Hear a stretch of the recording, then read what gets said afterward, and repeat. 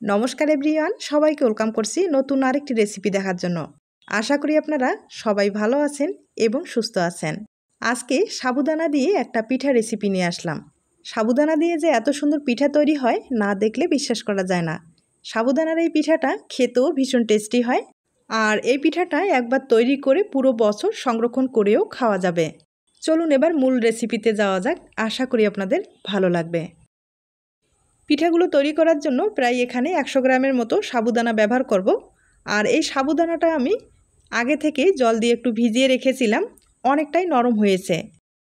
এখন যেটা করতে হবে, এই সাবুদানাটাকে খুব ভালোভাবে চেলে নিতে হবে। এখানে আমি ছোট সাবুদানার দানাটা ব্যবহার করব, তবে আপনারা চাইলে বড় সাবুদানার দানাটা দিয়ে পিঠাটা তৈরি করে নিতে পারেন। আর বড় সাবুদানার যে দানাটা আছে সেটা কিন্তু জল দিলে খুব তাড়াতাড়ি নরম হয়ে যায়, পিঠাটা তৈরি করতে সুবিধা হয়। আর আমি কিন্তু পেলাম না, তাই ছোট সাবুদানার দানাটা দিয়ে পিঠাটা আমি তৈরি করে নেব। আর হাত দিয়ে কিন্তু আমি একটু চেলে নিচ্ছি, তবে হাত দিয়ে চেলে নিতে যাবেন না, হাত কিন্তু অনেকটাই ব্যথা হয়ে যায়। তাই একটা কাজ করতে পারেন, একটা স্টিলের গ্লাসের সাহায্যে আপনারা চেলে নিতে পারেন, তাহলে কিন্তু সময়টাও অনেকটা বেঁচে যাবে আর খুব তাড়াতাড়ি এই কাজটা হয়ে যাবে।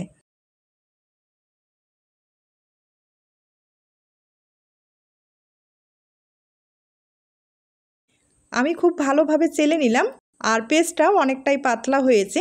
এবার এখানে 50 গ্রামের মতো চালের গুঁড়ো ব্যবহার করব।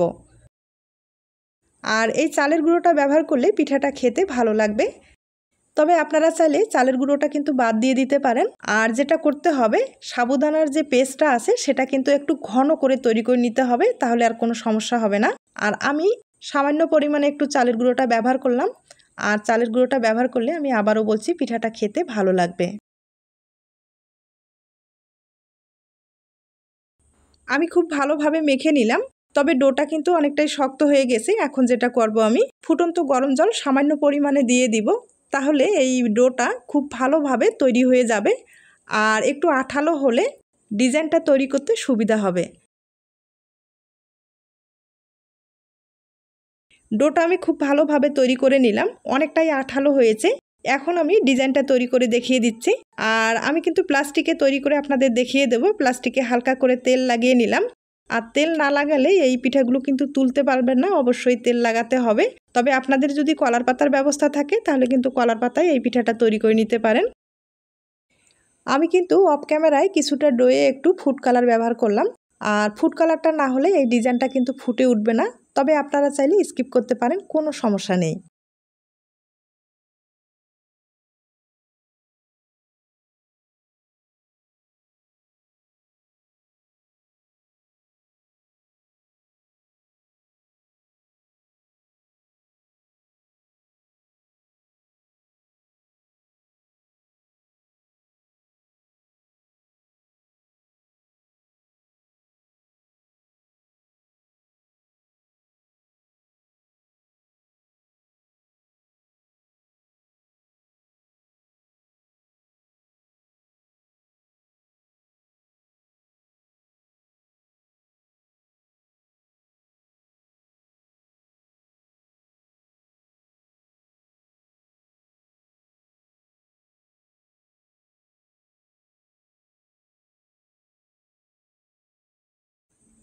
একটা পিঠা আমি প্রায় তৈরি করে নিলাম, আর দেখতেই পারছেন কত সহজে পিঠাটা তৈরি করা যায়। একইভাবে আমি আরেকটা পিঠা তৈরি করে আপনাদের দেখিয়ে দিচ্ছি। পিঠা তো আপনারা অনেকভাবে খেয়েছেন, আটা, ময়দা, চালের গুঁড়ো দিয়ে।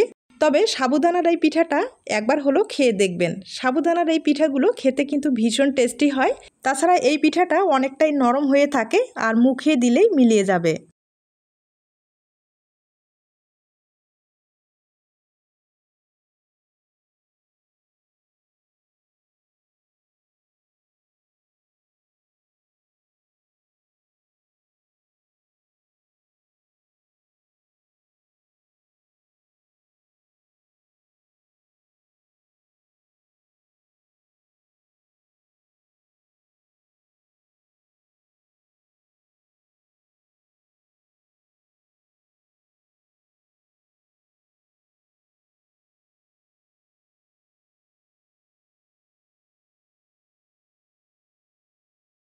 পিঠাগুলো আমি তৈরি করে নিলাম, আর দেখতেই পারছেন কতটা সহজে পিঠাগুলো তৈরি করা যায় এবং পিঠাটা দেখতেও কিন্তু ভীষণ সুন্দর।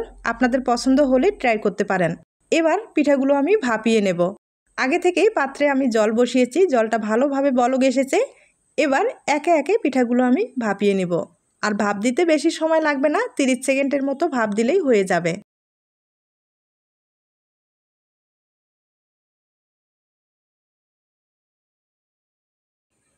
একটা পিঠা আমি ভাপিয়ে নিলাম। দেখতেই পারছেন পিঠাটা ভাপ দেওয়ার পরে কতটা সুন্দর হয়েছে। একইভাবে আমি আরেকটা পিঠা ভাপিয়ে দেখিয়ে দিচ্ছি। তবে একবারে কিন্তু অনেক কয়েকটা ভাপ দিতে যাবেন না, একটার গায়ে একটা লেগে গেলে ডিজাইনটা নষ্ট হয়ে যেতে পারে। তাই একটা একটা করে ভাপ দিলে বেশি ভালো হবে, অথবা আপনাদের বড় পাত্র থাকলে একবারে কয়েকটা ভাপিয়ে নিলেন, তাহলে সময়টাও কম লাগবে।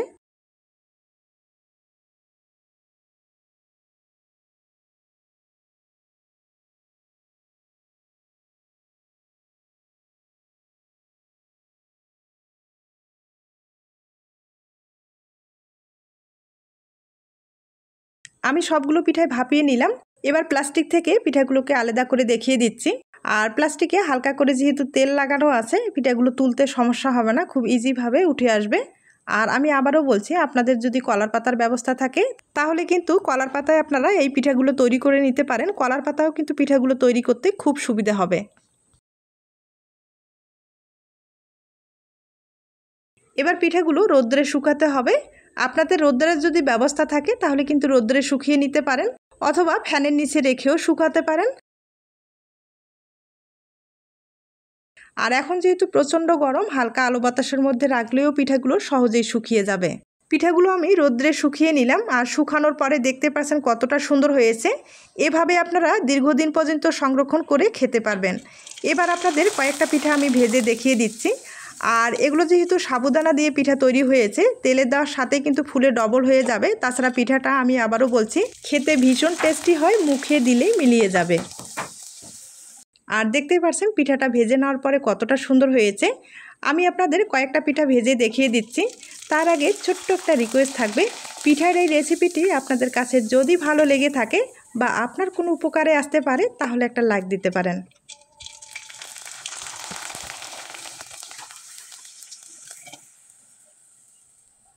আমি আপনাদের কয়েকটা পিঠা ভেজে দেখিয়ে দিলাম। এবার একটা পিঠা আমি ভেঙে দেখিয়ে দিচ্ছি। তবে পিঠাগুলো ভেজে নেওয়ার পরে অবশ্যই হালকা করে একটু গুড়ের শিরা তৈরি করে দিতে পারেন, অথবা শুধু চিনিও কিন্তু একটু ছড়িয়ে দিয়ে খেতে পারেন। আর পিঠাটা দেখতেই পাচ্ছেন কতটা নরম হয়েছে আর মুচমুচে হয়েছে। তাহলে আজ এ পর্যন্ত, নতুন কোনো রেসিপির সাথে আবার দেখা হবে। নতুন রেসিপির জন্য সবাইকে আমন্ত্রণ রইল। সবাই ভালো থাকবেন এবং নিরাপদে থাকবেন।